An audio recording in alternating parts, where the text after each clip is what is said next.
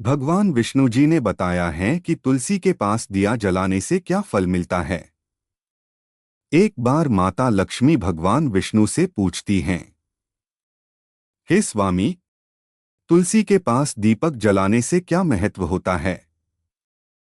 हर रोज शाम को तुलसी के पास दीपक क्यों जलाया जाता है? इससे मनुष्य को कौन सा फल प्राप्त होता है?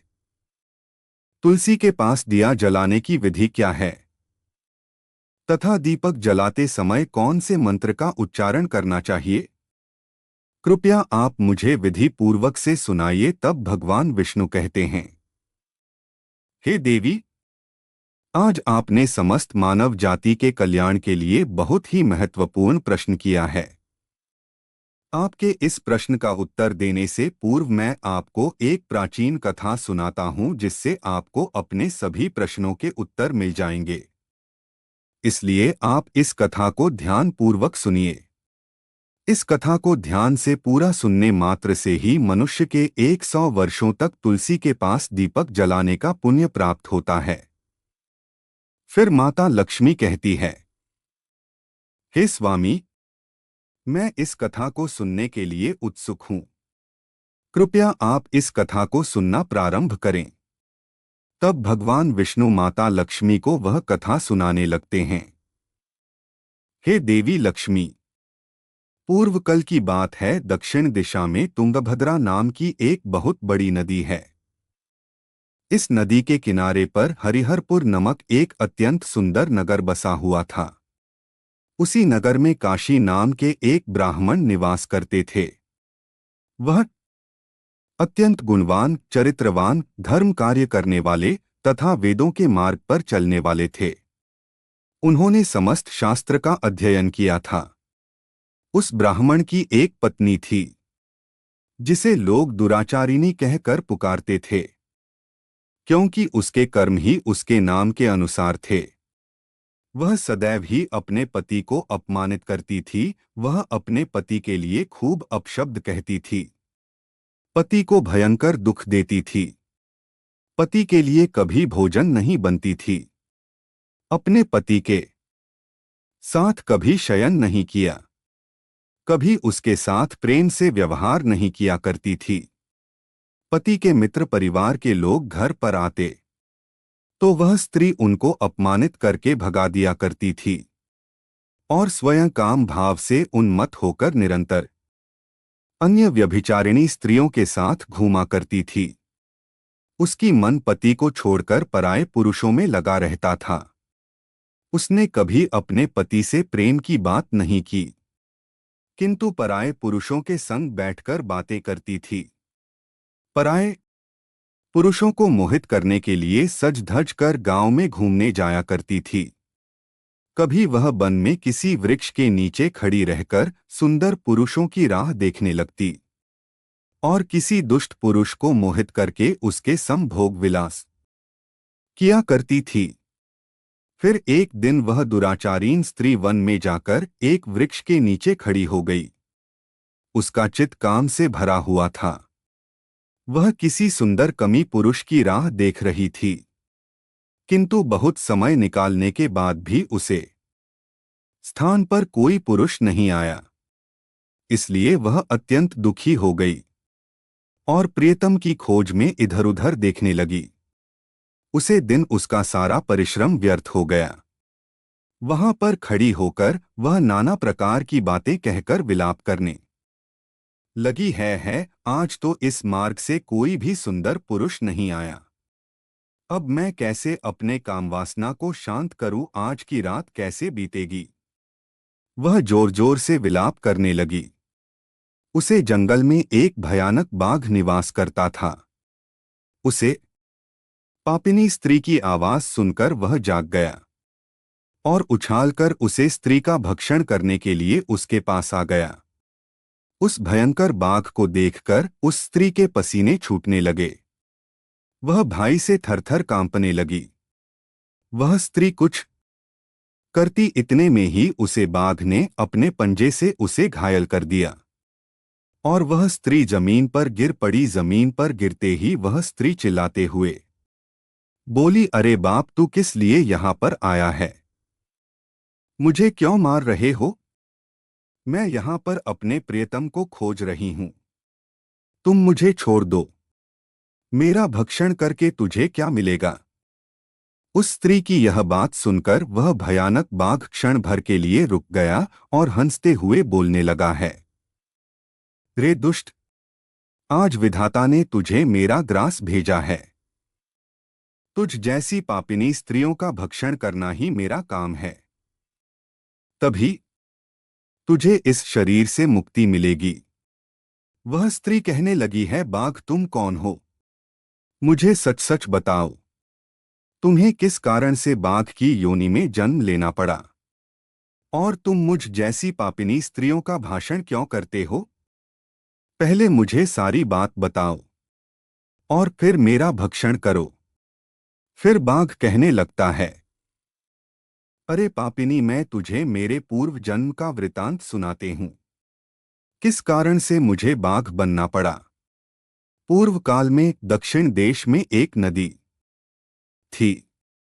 उसे नदी के तट पर एक नगरी बसी हुई थी। उस नगरी में मैं निवास करता था।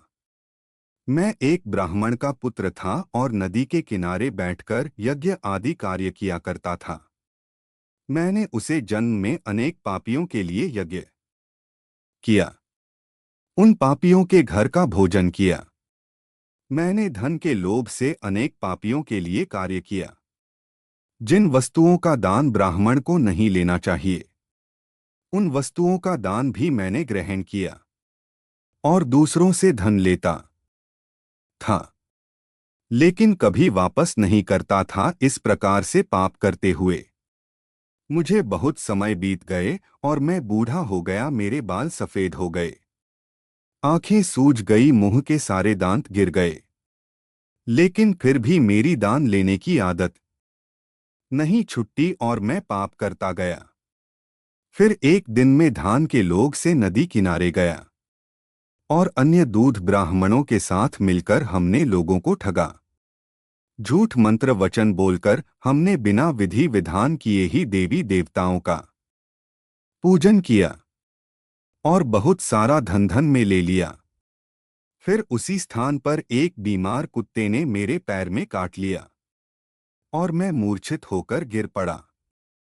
इस क्षण मेरे प्राण चले गए। फिर यह के दूत उस स्थान पर प्रकट हुए और मुझे पकड़कर यमपुरी ले गए। वहां पर यमराज ने चित्रगुप्त से मेरे कर्मों का लेखाजोखा निकालने के लिए कहा। फिर चित्रगुप्त कहने लगे हैं, धर्मराज, उसे ब्राह्मण ने घोर पाप किए हैं। हमने दूसरों से झूठ कह कर धन लूट है। विधि विधान से पूजा ना करके झूठ मंत्र बोलकर भगवान का अपमान किया है। इसलिए यह पापी ब्राह्मण केवल नरक जाने के ही योग्य है।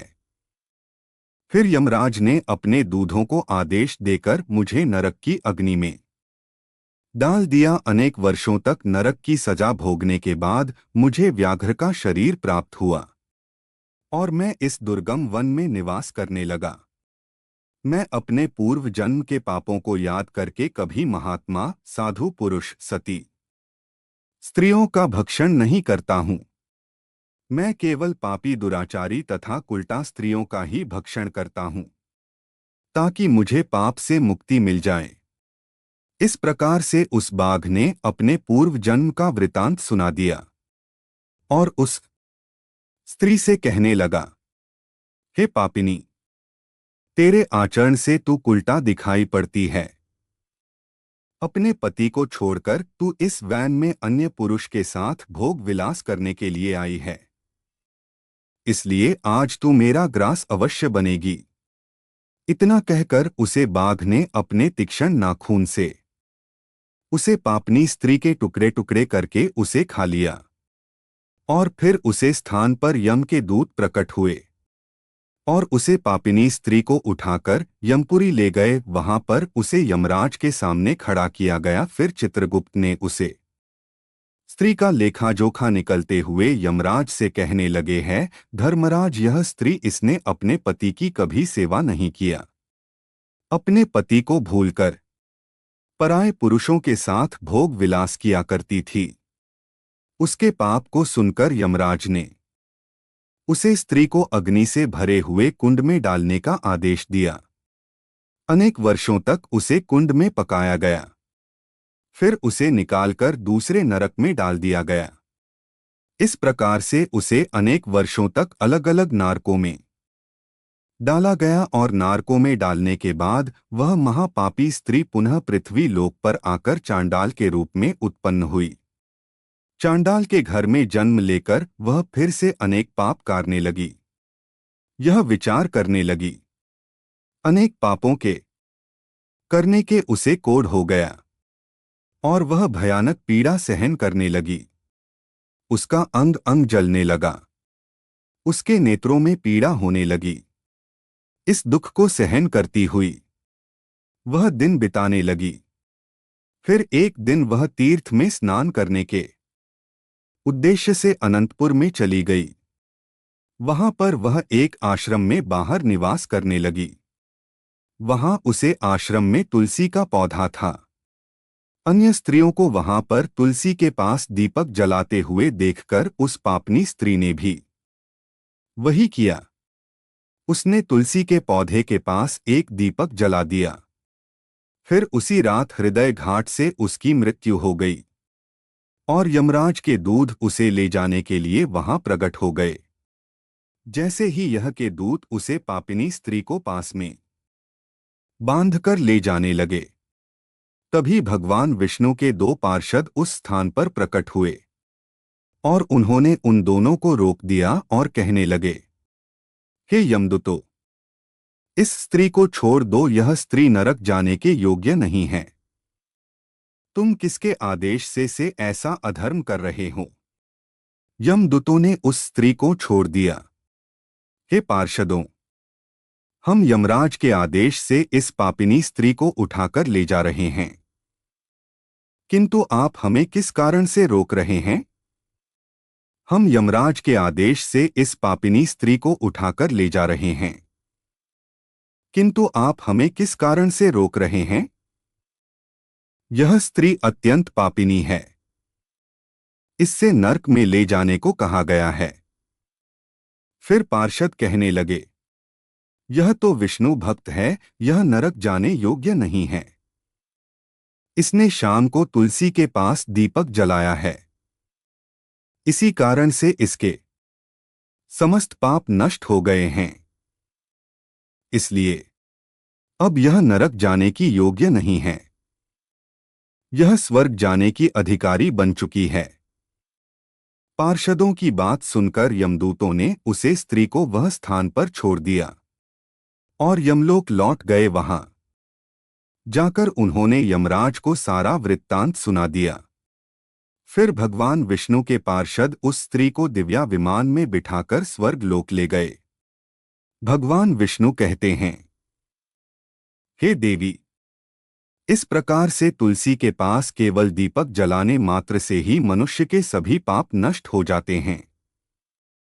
जो स्त्री नित्य शाम को तुलसी के पास दीपक जलाती है, सौभाग्यशाली बनती है, इसके पूर्व जन्मों के सभी पाप नष्ट हो जाते हैं। उसे सुख समृद्धि धन ऐश्वर्य की प्राप्ति होती है। रोज तुलसी के पास दीपक जलाते समय इस मंत्र का उच्चारण करना चाहिए, ओम तुलसी देव्यै च विद्महे विष्णु प्रियाय च धीमहि तन्नो बृंदा प्रचोदयात्, जिसका अर्थ होता है, विष्णु प्रिया तुलसी में आपको नमन करती हूँ, आप मुझे बुद्धि दो है बृंदा, आप मेरे मन को रोशन करो। भगवान विष्णु कहते हैं, हे देवी, हजारों अमृत के घरों से नहलाने पर भी श्री हरि विष्णु को डोट उतनी तृप्ति नहीं होती जितनी वह मनुष्य द्वारा तुलसी का एक पत्ता चढ़ाने से प्राप्त करते हैं।